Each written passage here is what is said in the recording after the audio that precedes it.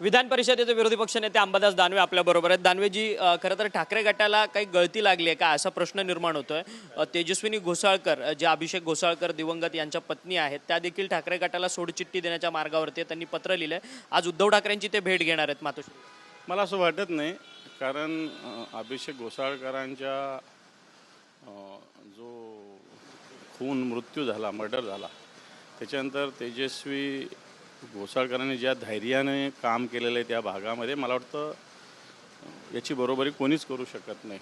अशा घटनेनंतर एक ताकदीनं उभा राहणं, आणि काही थोडे बहुत विषय सगळीकडेच असतात, भांड्याला भांडे लागत असतात, पण मला असं वाटत नाही की कोणतंही संघटनेच्या हिताला बाधा पोचेल असं पावलं उचलणार नाही. विजय शहा यांनी कर्नल सोफिया कुरेशी यांच्या संदर्भात एक वादग्रस्त केलं. विजय शहा हे मध्य प्रदेश सरकारमध्ये मंत्री आहेत.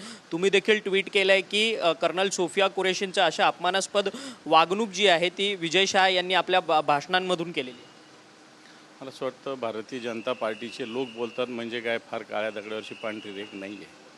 भारतीय जनता पार्टीचे लोक असेच वाचाळवीर आहे. कोणत्याही पद्धतीनं कोणी सुप्रीम कोर्टावर बोलणार, कोणी आपल्या देशाची एवढी मोठी सेवा करणाऱ्या कर्नल सोफिया कुरेशीविषयी बोलणार. मला वाटतं आपण या सगळ्यांचा आदर केला पाहिजे, आणि असं असताना अशा पद्धतीनं प्रतिक्रिया देणं मला असं वाटतं हे शोभत नाही. बाकी मी जास्त शब्द नाही वापरणार. दोन्ही पवार एकत्र येणार राजकारणात चर्चा आहे. दोन्ही ठाकरे एकत्र येतील याच्यावरती सुद्धा चर्चा आहे. परंतु शरद पवार, अजित पवार सातत्यानं एकाच मंचावरती, व्यासपीठावरती एका कार्यक्रमामध्ये येताना पाहायला मिळतात आहे.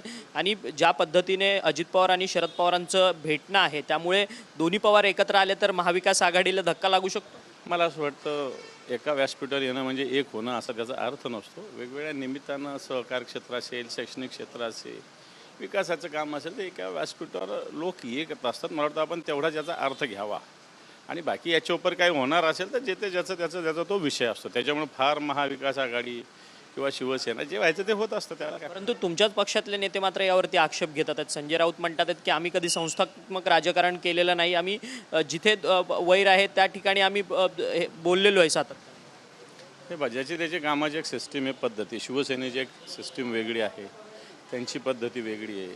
ते या सगळ्याला मोठा मुलामा देतात, कुटुंब मुलामा देतील, राज्याचं हित विधा देतील, भागाचा विकास मुलामा देतील. याची त्याची ती कामाची पद्धती असं मला वाटतं.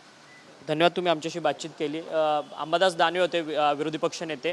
त्यांचं असं म्हणणं आहे की जर संस्थात्मक राजकारणाकरता एकत्र येत असतील तर त्यात काही गैर नाही, परंतु दोन्ही पवार एकत्र येणार ह्यावरती सातत्यानं कुटुंबाची चर्चा आणि महाराष्ट्राचं हित जे आहे ते सातत्यानं पवार कुटुंब एकत्र येणार यावरती होत असते. आणि दोन्ही पवार जर एकाच मंचावरती कार्यक्रमानिमित्त एकत्र येत असतील तर त्यात गैर काय असा देखील सवाल जो आहे तो विरोधी पक्षनेते अंबादास दानवे यांनी आपल्याशी बोलताना उपस्थित केलेला आहे. व्हिडिओ जर्नलिस्ट अमित शिगवंत, अक्षय मंकणी, TV9 मराठी, मुंबई.